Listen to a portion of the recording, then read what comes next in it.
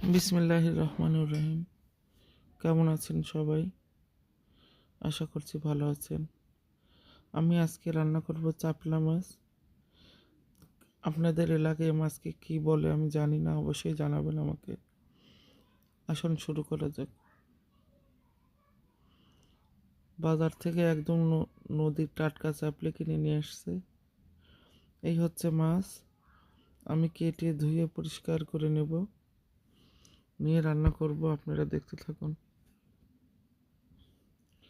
কড়াইতে কাঁচামরিচ, পেঁয়াজ, রসুন বাটা, জিরা বাটা, ধনিয়া, হলুদ, লবণ আর একটা টমেটো কুচি করে দিয়েছি।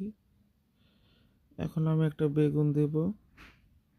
ছোট্ট একটা বেগুন এভাবে কেটে নিয়েছি, আর দুটো আলু। শীতের এই টাটকা সবজি দিয়েই আমি রান্না করব।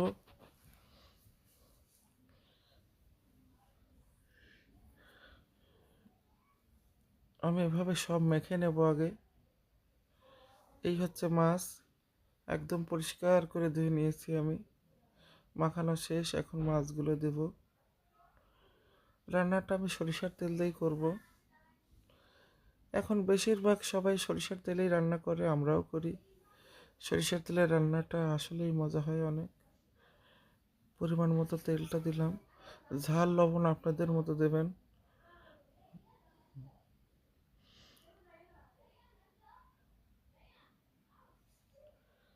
মাখানো শেষ, এখন পরিমাণ মতো আমি পানি দেব। পানিও বেশি দিতে হবে না, একদম হাই হিটে রান্না করব আমি। দেখতেই পারলেন আগুন কিভাবে জ্বলছে। আমি একটু ঢাকনা দিয়ে ঢেকে দেব।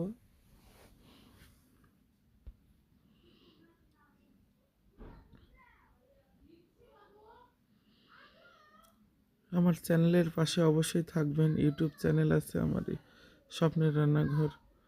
সবাই অবশ্যই সাবস্ক্রাইব করবেন।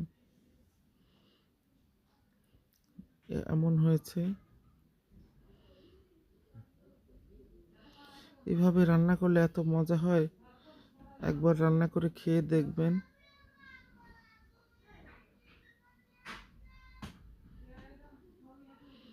এখন দিচ্ছি কিছু ধনিয়া পাতা, দিয়েই আমি নাবায় ফেলবো।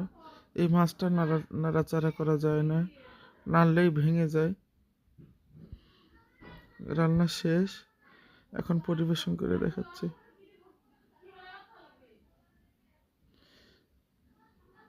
একদম আস্তে আস্তে বাড়তে হবে।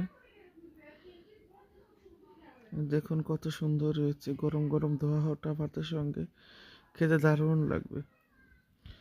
সবাই ভালো থাকবেন, সুস্থ থাকবেন। আল্লাহ হাফেজ।